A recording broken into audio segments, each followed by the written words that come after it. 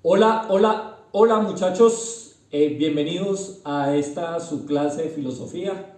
Esta es nuestra primer clase, la materia que más me gusta porque es la materia que nos ayuda a pensar y a ver el mundo de forma diferente.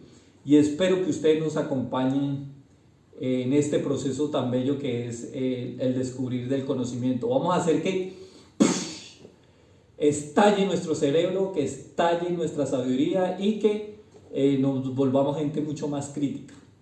El tema que nos trae el día de hoy es la Edad Media y la modernidad. Ustedes ya estos temas lo debieron haber tratado con la docente Ivette. Sin embargo, pues yo tengo una forma diferente de dar clases y de interactuar a todo el mundo. Entonces vamos, como somos únicos, vamos a repetir ciertos temas, nos vamos a enfocar en ciertos temas y vamos a ver cómo evoluciona el conocimiento. Hoy estamos para hacer aquí humo, la ignorancia. Así que acompáñenme en este proceso y iniciamos. Vamos a ver qué características tenía la Edad Media y vamos a ver un paso, porque hoy lo que vamos a hacer es cómo van a ser la Edad Moderna. Ya vimos durante mucho tiempo el dominio de la Edad Media y va a haber el surgimiento de una bella época para el ser humano en el que se van a cambiar ciertas situaciones en las que va a hacer que el conocimiento sea lo más importante. Para ello vamos a ver cuáles fueron las características de la Edad Media. La primera característica de la Edad Media, la religión. La religión dominaba y controlaba todos los aspectos de la Edad Media. En esta época, lo que dijese el Papa, eso era lo que se debía hacer. Tanto los reyes eran posesionados por el Papa y obedecían a lo que dijese el Papa. Y todo el sistema político se daba en lo que dijese la religión. Si usted decía algo que no le gustaba a la religión, se podía meter en problemas y podía sufrir una de estas torturas. Creíble, increíble, pero así sucedía. Torturas inimaginables simplemente en el nombre de Dios. Quizás una de las atrocidades más grandes es utilizar el nombre de Dios para poder hacer daño a otra persona. Pero el poder se confundió con la religión y en la Edad Media se va a ver grandemente las injusticias que en nombre de la fe o en nombre de Dios pueden llegar a cometer ciertas personas. Dios es amor, no debería por qué producir cosas como estas. Asimismo, se dio el sistema feudal. El sistema económico era un sistema feudal. ¿Cómo? Así.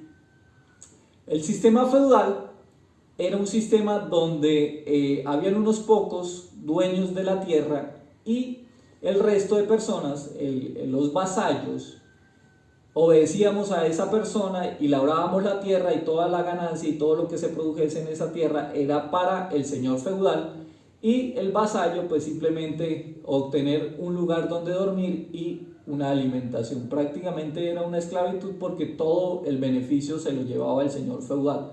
Acumulaba grandes territorios de tierra, como en cierto país ahora que se acumula mucha tierra por parte de unos pocos, y los que trabajaban pues obviamente estaban al servicio de este señor feudal.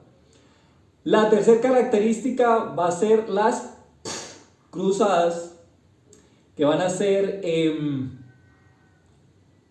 unas guerras que se van a llevar por territorio santo, por la religión, porque había que recuperar de esos impíos musulmanes que estaban allá en el oriente donde había nacido Jesús, y ellos estaban posesionados y dueños de la Tierra Santa, y la Tierra Santa debía ser de los cristianos, y por lo tanto todos los países europeos se organizaron para llevar la guerra y tratar de recuperar Tierra Santa, con muy malos resultados porque casi ninguna cruzada tuvo grandes incidencias en el territorio de Oriente.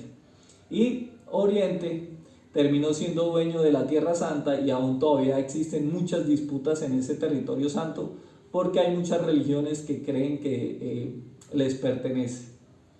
Y obviamente una característica fundamental en la Edad Media va a ser la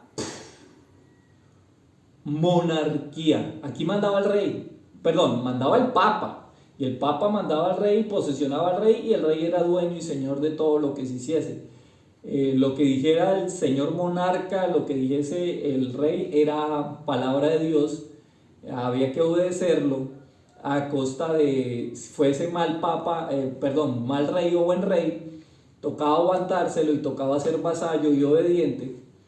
Y muchas de estas cosas que vemos en la Edad Media van a ser abolidas ahora en la Edad Moderna. En la Edad Moderna ya no va a mandar la religión, sino va a mandar la ciencia. Ya no va a ser un sistema feudalista, sino que ahora va a haber un sistema liberal, donde cada quien podía hacer dinero comerciando de la forma que pudiese. Va a ser también una época de revoluciones, y va a haber una época también donde van a surgir las primeras repúblicas, como Colombia. Colombia va a ser una de las repúblicas que van a surgir en esta edad moderna.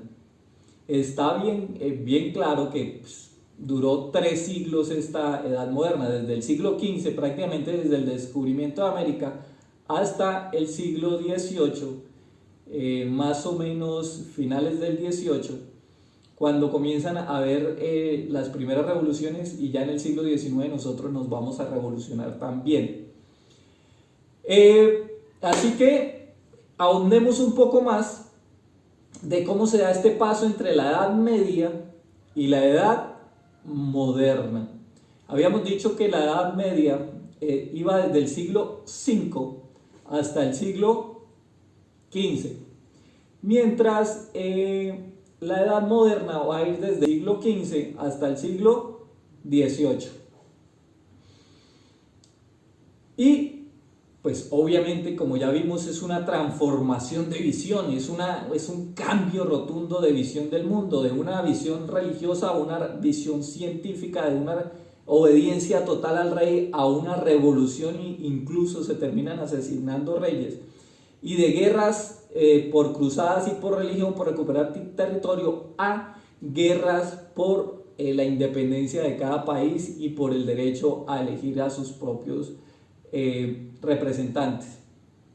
Entonces, como vemos, son dos épocas muy diferentes que marcan no necesariamente que una sea mejor que otra, sino que era el sistema que se acomodaba a ese momento, pero van a haber cambios, y las revoluciones, eso es lo que simbolizan. Pero este cambio no fue tan sencillo. El nacimiento de esta nueva edad de la ciencia va a tener orígenes en hechos específicos que son bellísimos, son hermosos, porque van a simbolizar muchísimas cosas.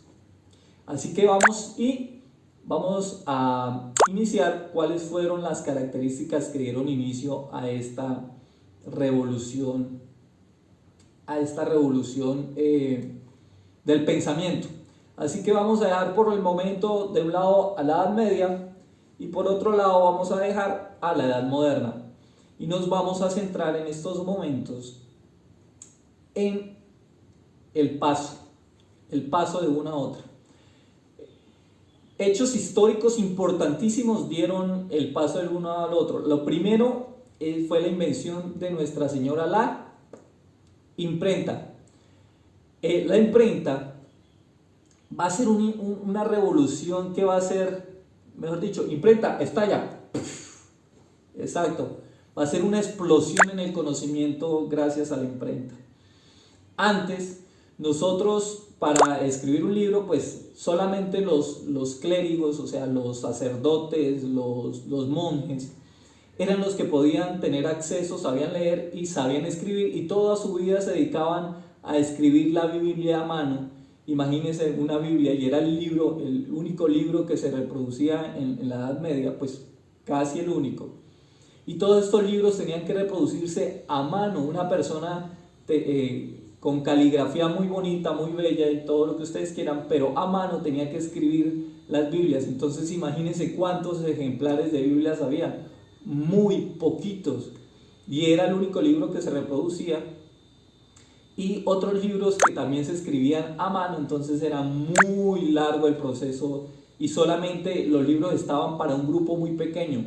Los cleros, los reyes mandaban allá a sus hijos a los monasterios para que aprendieran a leer, a escribir, y allá se volvían clérigos, se volvían monjes, se volvían papas, y después terminaban gobernando los países. Esto era, el conocimiento era para unos pocos. ¿Qué va a hacer la imprenta? La imprenta Gutenberg dice que él tiene un invento que va a revolucionar el mundo y que él es capaz de hacer lo que se demoran 3 años haciendo una Biblia. Él se va a demorar haciendo 150 Biblias, es capaz de hacer 150 Biblias en ese mismo tiempo. Y va a inventar una cosa que es la imprenta, que es colocar pequeñas letras en una plancha al revés, se les echa tinta y cuando se pone el papel pues queda impresa la figura que estaban ahí en las letras. Y esto fue organizar página por página, y efectivamente es mucho más rápido imprimir una página todas las veces que se quiera a tener que escribir la mano. Es muy diferente el proceso. Entonces, esto produjo que se desarrollaran libros y que ya el conocimiento no estuviese aislado a un grupo muy pequeño, sino que ya todo el mundo, ya los libros eran una cosa que democratizó el conocimiento. ¿Qué es democratizar el conocimiento? Que el conocimiento estaba disponible para todo el mundo porque habían libros y se podían reproducir libros a la velocidad que se quisiera y la cantidad que se quisiera, y entonces las personas pudieron conocer, pudieron tener acceso al conocimiento. Y esta va a ser una forma importantísima de abrir la mente, porque el conocimiento hace que las personas sean libres, mientras las personas no tengan conocimiento. Por eso ustedes deben tener que su educación es lo más importante, no para tener plata, la educación es importante para abrir el conocimiento. Y eso pasó en la Edad Media. Cuando se abre el conocimiento al mundo, las personas comienzan a ver y a ver que no todo lo que decía la iglesia era cierto. Y comienzan a ver que hay formas de pensar diferentes y que esas formas de pensar diferente también tienen algo que decir. La historia de Gutenberg va a ser trágica porque hizo un préstamo, termina sin poder terminar su gran obra, pierde los derechos, el ayudante termina haciéndose dueño de su máquina y el tío del ayudante, que era el que patrocinaba el proyecto, pues termina con las primeras. Gutenberg muere en la inopia, y quien se enriquece con este nuevo gran invento y con las ventas de este gran invento va a ser el patrocinador. Trágico para un invento que va a cambiar el mundo y va a abrir el conocimiento. La segunda gran hecho va a ser la caída del Imperio Romano de Oriente. ¿El qué? La caída del Imperio Romano de Oriente. El Imperio Romano, la Edad Media, para que nos devolvamos un poco allá al siglo V, surge con la caída del Imperio Romano de Occidente, pero el nacimiento del Imperio Romano de Oriente, o sea, un tipo Constantino que la mamá soñó con que debía luchar por un lado y él no era cristiano, y entonces le hace caso a la mamá y pelea en el río y gana la batalla y se vuelve el gran emperador, y entonces él se vuelve al cristianismo, y al volverse al cristianismo vuelve al imperio, pero ya no podía estar en Oriente, entonces se lo lleva no puede estar en Occidente y se lo va a llevar hasta Oriente, por allá a Estambul, y va a fundar una ciudad que se va a llamar Constantinopla. y allá en Constantinopla va a surgir el gran imperio romano de Oriente. Eso en el siglo V, y va a durar durante 10 siglos, 1000 años va a durar ese imperio, y va a caer ese imperio, el imperio romano creado por Constantino 1000 años atrás, va a caer, y cuando cae ese imperio se denomina que también ha iniciado la Edad Moderna, porque el último bastión de la religión cristiana ha caído. El tercer gran hecho va a ser, claro que sí, el descubrimiento de América. El descubrimiento de América va a ser uno de los hechos más importantes en este paso de la Edad Media a la Edad Moderna, porque va a ciertas cosas que ya se habían dicho o que se sospechaba de que la iglesia no tenía la razón, como que la tierra era redonda, porque la iglesia decía, bueno, nos vamos navegando, la tierra es cuadrada, y si nos vamos navegando y llegamos al final de la tierra, pues vamos a caer a los infiernos, y allá en el infierno nos van a devorar todos aquellos monstruos que están y todos los demonios que están allá. Entonces las personas no se atrevían a ir a buscar el fin del mundo porque iban a caer al infierno. Esto basado en las escrituras, porque en las escrituras decía, por ejemplo, que el sol era el que se movía, porque Pablo veía cómo se movía el sol de oriente a occidente y no la tierra. Entonces todos estos preceptos o toda esta ciencia se basó en lo que decía la Biblia. Sin embargo, el descubrimiento de América va a decirnos que no necesariamente el mundo era tan pequeño como se creía, que solamente era Asia, África y Europa, que era el mundo conocido en ese momento, sino que existía un nuevo mundo. Y eso va a permitir también que haya expansión de ideas, que haya expansión de pensamiento, aunque no mucho tampoco, porque van a traernos la barbarie o toda la violencia y todas las enfermedades que traen los españoles, los van a traer aquí a Latinoamérica y van a acabar con gran parte de la población a punta de enfermedades. Ni siquiera fue la esclavitud, ni siquiera fue el trabajo forzado, ni siquiera fueron las guerras de conquista. Lo que acabó con nosotros fueron las enfermedades. Trajeron la muerte. Asimismo, va a surgir también una revolución importante en el hecho religioso. Un monje cansado de todas estas arbitrariedades va a hacer una cuestión que va a ser impresionantemente la diferencia. Y esa cosa que va a hacer la diferencia va a ser las 99 tesis de los guerreros de Dios, o de los ángeles de Dios, de los guerreros de Dios, escritas por Martín Lutero, que van a dar nacimiento a la Reforma Protestante. ¿Qué es la Reforma Protestante? Un monje, Martín Lutero, cansado de los abusos de la iglesia, de que se estuviesen vendiendo títulos. Usted iba a la iglesia, he pecado, he violado, he matado, pero tengo dinero y quiero ir al cielo porque no quiero ir al infierno, no quiero ir a pagar todas esas que dice la iglesia que se paga en el infierno.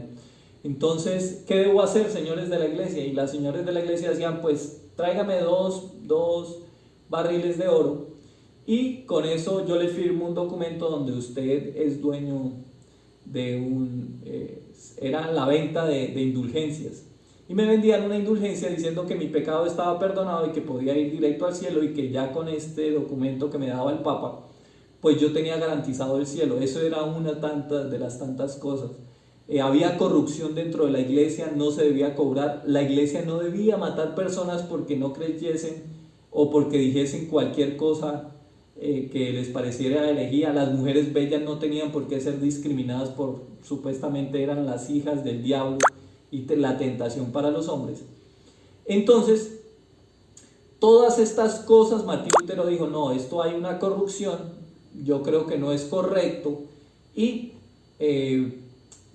pues obviamente va a tratar de que esto cambie, y se queja y crea estas 99 tesis, y obviamente eso no le gustó a la Iglesia Católica y lo van a tratar de matar, y él huye antes de que lo maten, y con él van a ser la primer iglesia separada del catolicismo, que son los protestantes, y de ahí delante para él ya se dan un montón de iglesias que vemos el día de hoy.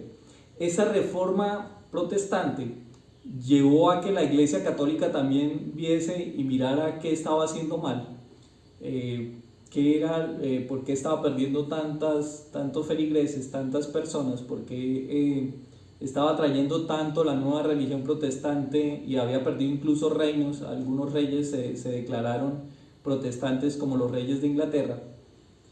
Y eso va a producir que la iglesia mire hacia adentro y cambie también y se reforme, y esto se va a llamar la contrarreforma. Si se llamó la reforma protestante el movimiento de Martín Lutero, el cambio de horizonte y volver otra vez a ser una iglesia para la gente piadosa, amorosa, se va a llamar la contrarreforma, y se va a modificar, y desde ese entonces la Iglesia Católica ha tratado de transformar todas las políticas negativas. Y así llegamos al final de la Reforma Protestante. Y muchachos, aquí les muestro también, para que vean el dinamismo de esta bella época, es cómo nace también un movimiento muy hermoso que añoraba el pensamiento griego, ese pensamiento hermoso que ustedes debieron haber visto ya el año pasado con la profesora Ivette, y es como surge una añoranza por la belleza, por el ser humano, por el desnudo. Cómo van a permitir el surgimiento de unas obras de arte que son bellísimas. Y estas obras de arte es una visión nueva a volver al hombre, no necesariamente irse a buscar la salvación allá porque en la Edad Media usted sufría todo lo que tenía que sufrir, y si sufría y aguantaba ese sufrimiento iba a llegar al cielo. Y ahora ya no va a ser una mirada hacia Dios, sino una mirada hacia el hombre, una bella mirada hacia la belleza, hacia las cosas bonitas que habían en la tierra. Y así es como nace un movimiento liderado por las 5 tortugas ninjas, le digo yo, porque las 5 tortugas ninjas tienen, las 4 tortugas ninjas, ¿cuáles 5? 4 tortugas ninjas tienen los nombres de estos grandes héroes. Digo héroes porque son una imagen de belleza, de esplendor, de hermosura, de que nos van a abrir los ojos a los seres humanos de que la belleza es posible. Y estos muchachos van a ser Miguel Ángel, Donatello, Da Vinci, y se me baja el cuarto, se lo quedo viendo, y el cuarto, mírenlo, acá, recibieron el nombre de estos 4 grandes artistas de esta gran época, que va a ser la época del Renacimiento. Acá en el Renacimiento, como vemos, se va a observar la belleza del ser humano, van a ver el desnudo, se va a ver el desnudo de una forma diferente, y todas las ideas que eran buenas del pasado, de la antigüedad, de la edad clásica, van a tratar de recuperarse para poder dar salto a esta Edad Media, donde todo era pecado y donde no se podía ver la belleza ni el producto desnudo del cuerpo humano. Así, muchachos, llegamos al final de esta clase. Espero que la hayan entendido, espero que hayan comprendido que lo que acabamos de hablar de imprenta, la caída del Imperio Romano de Oriente, el descubrimiento de América, la Reforma Protestante, el Renacimiento, fueron fundamentales para pasar de una época medieval a una época moderna, de una época donde dominaba la religión a una época donde va a dominar la ciencia y el pensamiento humano. Antes de despedirme, quiero agradecerles que pongan la mejor motivación, que traten de que este mundo sea mejor. Y la única forma de hacerlo es que ustedes le pongan ganas a cambiar este mundo. Acompáñenme a cambiar el mundo y seamos un muy buen equipo. Se les quiere y se les aprecia desde la distancia, su profesor Oscar Pinzón.